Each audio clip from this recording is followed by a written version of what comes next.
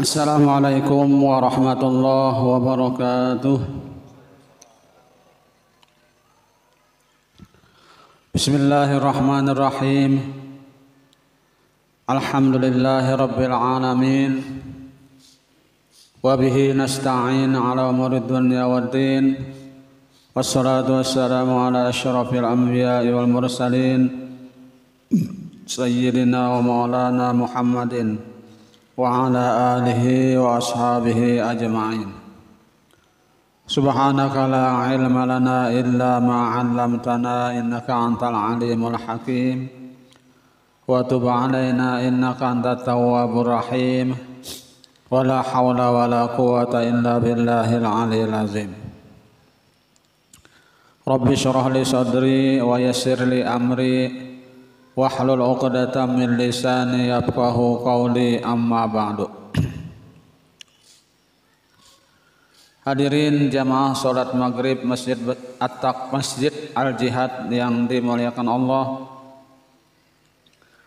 Pertama-tama terlebih dahulu marilah kita sama-sama memanjatkan puji dan syukur kita kehadirat Allah Subhanahu wa taala, karena dengan limpahan rahmat, karunia, taufik dan hidayahnya jualah sehingga kita pada malam hari ini kembali dapat melanjutkan kajian kita tentang ilmu fikih kitab Sabilal Muhtadin yang masih membicarakan tentang sujud sahwi.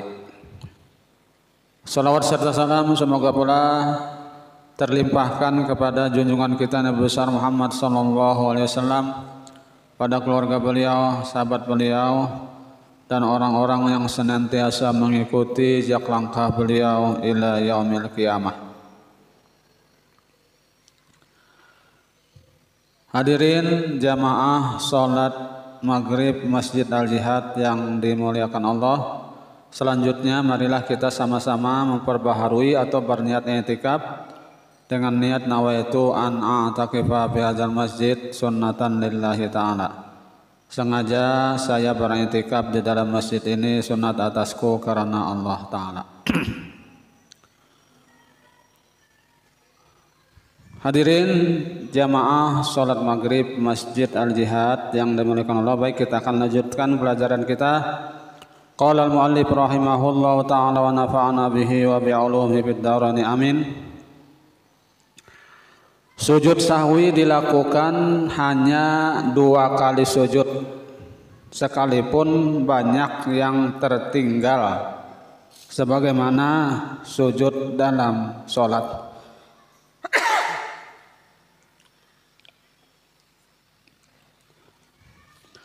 Dan diperlukan niat di dalam hati dalam sujud sahwi.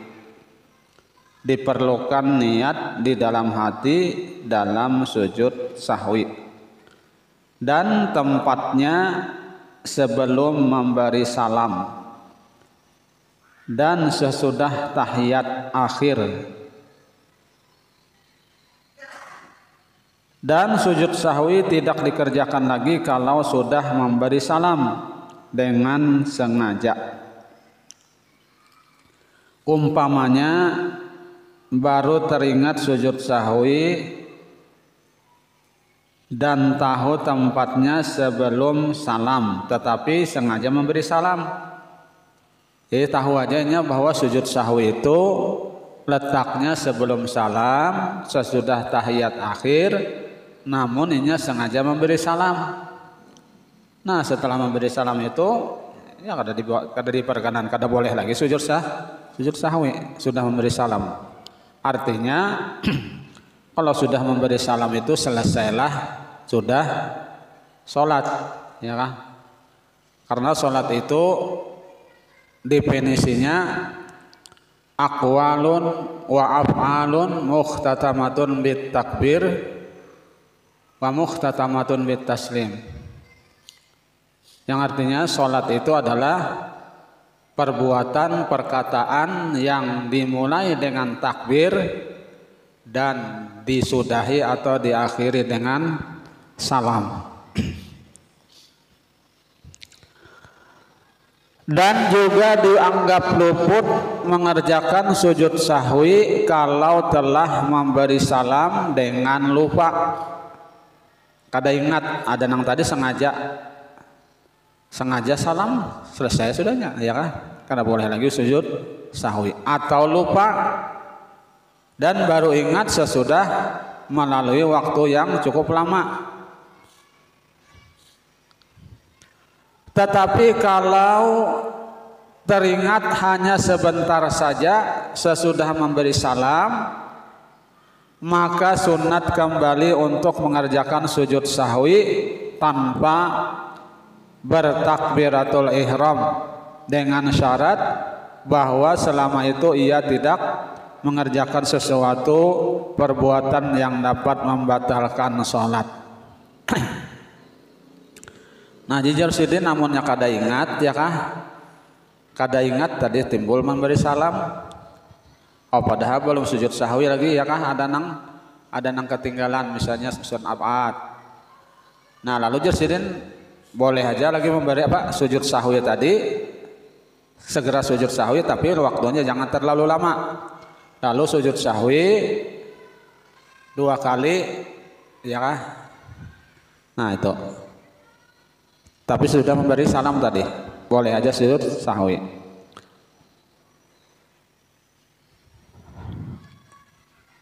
Asalkan selama itu ia tidak mengerjakan sesuatu perbuatan yang dapat membatalkan sholat.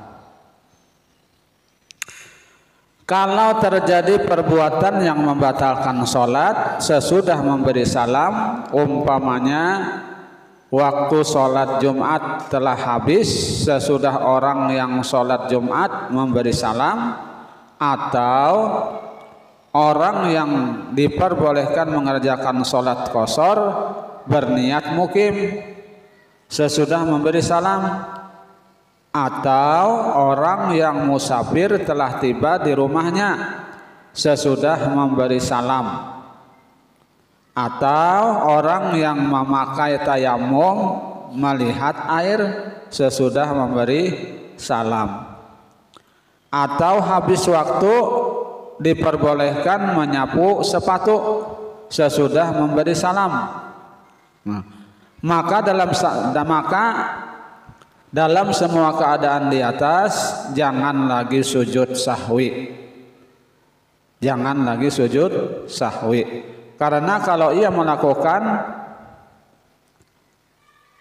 dahinya ke tempat sujud, ya, karena kalau ia meletakkan dahinya ke tempat sujud, maka dianggap dalam keadaan sholat, maka wajib mengulang kembali sholatnya sesudah sujud. Wajib kembali mengulang sholatnya sesudah sujud.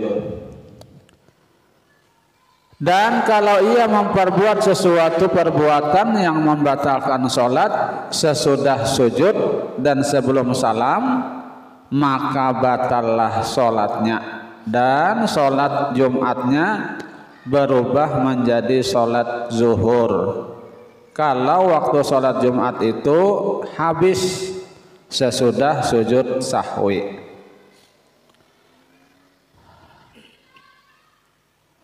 Baghawi berkata, sujud dalam keadaan ini hukumnya haram bagi orang yang tahu hukumnya, karena ia melewatkan waktu Jumatnya dengan mengerjakan sujud, sedang sebenarnya ia masih dalam mengerjakan sholat Jumat kalau ia meninggalkan sujud sahwi. Kemudian berikutnya pasal yang ke-6, sujud tilawah. Sujud tilawah sunat bagi yang membaca ayat sajadah. Ayat sajadah, ya kah? Biasa ini subuh Jumat. Dan juga bagi yang mendengarnya, baik dengan qasad sujud tilawah atau tidak, artinya baik berniat atau tidak. Ketika terdengar ketika ada ayat sajadah, maka ia disunatkan sujud tilawah. Dan terlebih muakkad mengerjakan sujud tilawah bagi orang yang mendengar bersama dengan sujud tilawah orang yang membaca. Namun muakkad bagi yang mendengar tanpa qasad, tidak sama muakkadnya dengan orang yang mendengar dengan qasad. Kalau orang yang mendengar sujud bersama-sama dengan orang yang membaca, maka tidak ada hubungan antara mereka berdua. Ya kah? Kalau orang yang mendengar sujud bersama-sama dengan orang yang membaca, maka tidak ada hubungan antara mereka berdua. Ini misalnya seiko membaca surah yang ada sejadahnya, ya kah? Lalu ketika di sejadah itu lalunya sujud yang membaca tadi sujud selawah ngarannya. Lalu yang mendengar pun sunat juga sujud, yang mendengar di sampingnya sunat juga sujud, ya kah? Nah itu tidak ada hubungan di sini. Kalau hubungannya tuh modelnya berimam-imaman kada, ya kah? Kada ada hubungan. Cuman kalau mendengar itu sunat juga disunatkan sujud tilawah. Baik yang membaca makinnya lagi, ya kah? Yang mendengar aja sunat sujud tilawah, apalagi yang membaca.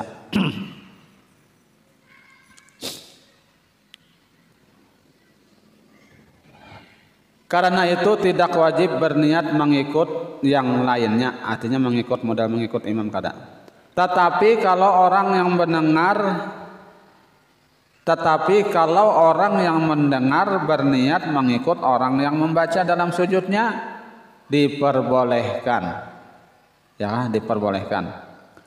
Demikianlah yang disebutkan di dalam kitab Nihayah dan kitab Mughni.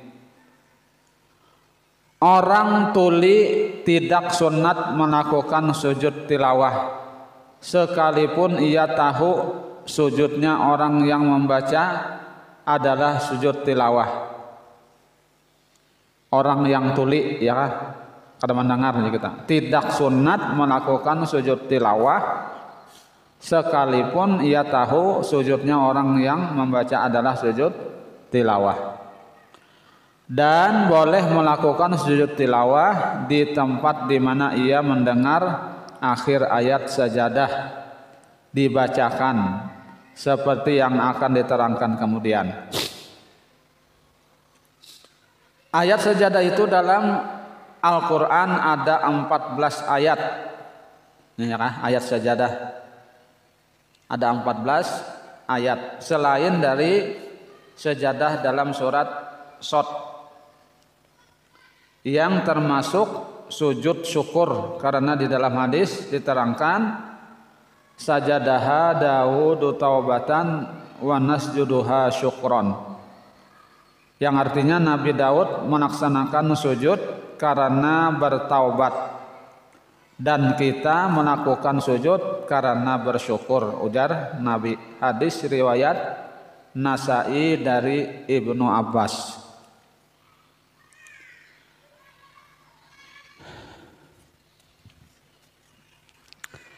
Yang maksudnya bersyukur karena diterima taubatnya.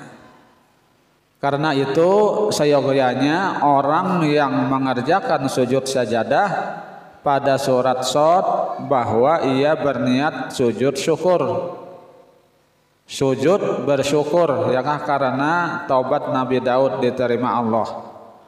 Dan akan diterangkan pada bagian yang akan datang bahwa sujud syukur itu disunatkan di luar sholat. Sujud syukur itu disunatkan di luar sholat dan tidak boleh dikerjakan di dalam sholat. Sujud syukur itu nih. Sedang sujud tilawah sudah ditentukan pada akhir ayat sajadah di dalam surah Al-A'raf ayat 206. Yang akhir ayatnya berbunyi walahu yasjudun, ya kah? Nah itu sunat, itu sujud apa? Sunat sujud tilawah. Di dalam surat Ar-Ra'd ayat 15 yang akhir ayatnya berbunyi wal asol. Nah, sunat juga sujud tilawah. Di dalam surat An-Nahl ayat 50 yang akhir ayatnya berbunyi yu'marun. Sunat juga sujud tilawah. Dan di dalam surat Al-Isra ayat 109 yang akhir ayatnya berbunyi wa khusyu'a. Nah, sunat juga sujud tilawah. Dalam surat Maryam ayat 38 akhir ayatnya berbunyi bukiya. Dan di dalam surat Al-Hajj ayat 18 yang akhir ayatnya berbunyi wa ma yasha. Sunat juga sujud tilawah. Dan ayat 77 pada surat yang sama, ya kah? Surat Al-Hajj. Yang akhir ayatnya berbunyi la'allakum tuflihun. Nah, sujud apa? Sunat sujud tilawah. Di dalam surat Al-Furqan ayat 60 yang akhir ayatnya berbunyi wa nufura. Nah, sujud apa? Sunat juga sujud tilawah. Di dalam surat An-Naml ayat 26 yang akhir ayatnya berbunyi Al-Azim. Ini ujung ayat aja lah ditulis orang. Di dalam surat As-Sajdah, ya kah? As-Sajdah ayat 15 yang akhir ayatnya la yastakbirun. Nah, ini yang kebanyakan najin di bawah di subuh Jumat, ya kan? Surat As-Sajdah. Maka sunat sujud tilawah. Di dalam surat Fussilat ayat 38 yang akhirnya berbunyi wa yas'amun. Di dalam surat An-Najm ayat 62 yang akhir ayatnya berbunyi fasjudu lillahi wa'budu. Di dalam surat Al-Insyiqaq ayat 21 yang akhir ayatnya berbunyi yasjudun. Dan di dalam surat Al-Alaq ayat 19 yang akhir ayatnya berbunyi wa qatarib. Nah, surat Al-Alaq sunat juga sujud tilawah.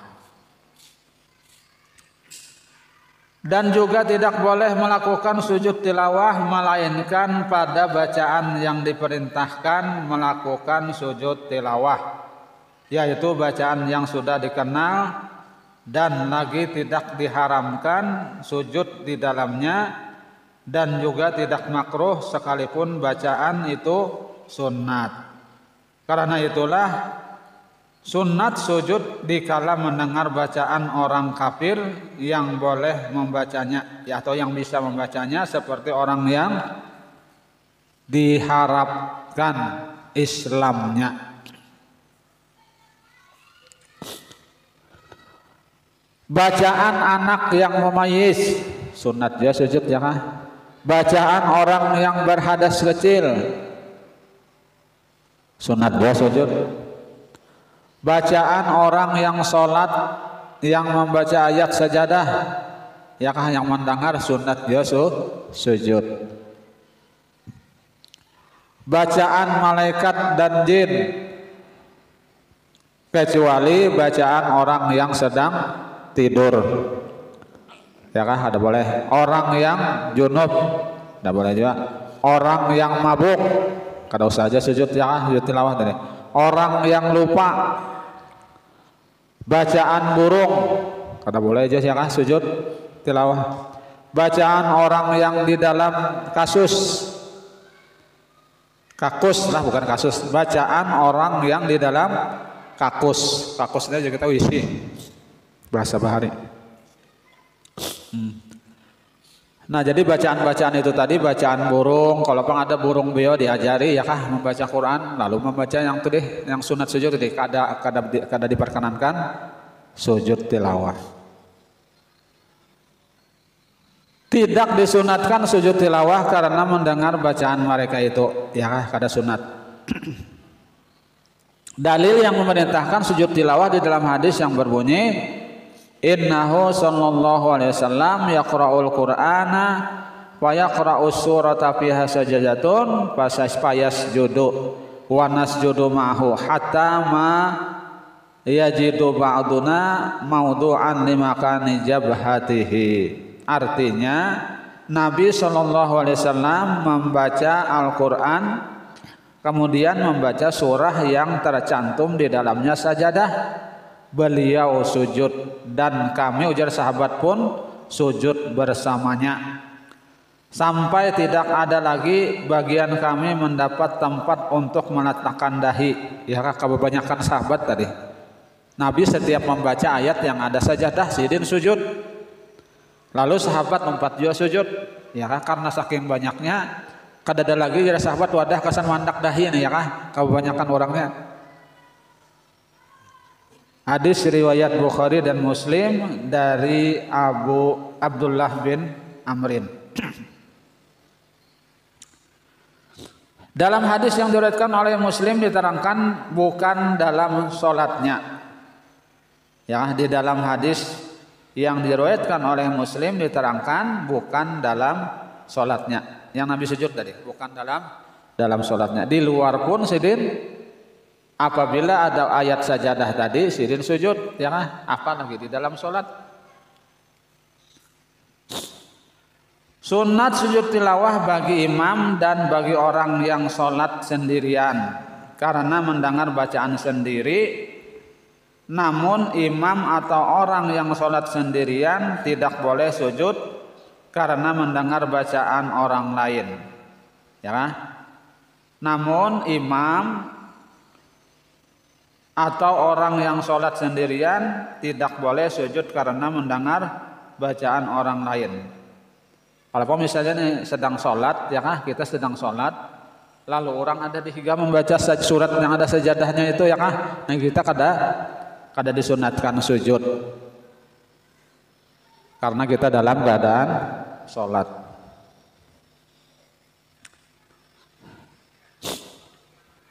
Baik yang membaca tadi dalam sholat atau di luar sholat.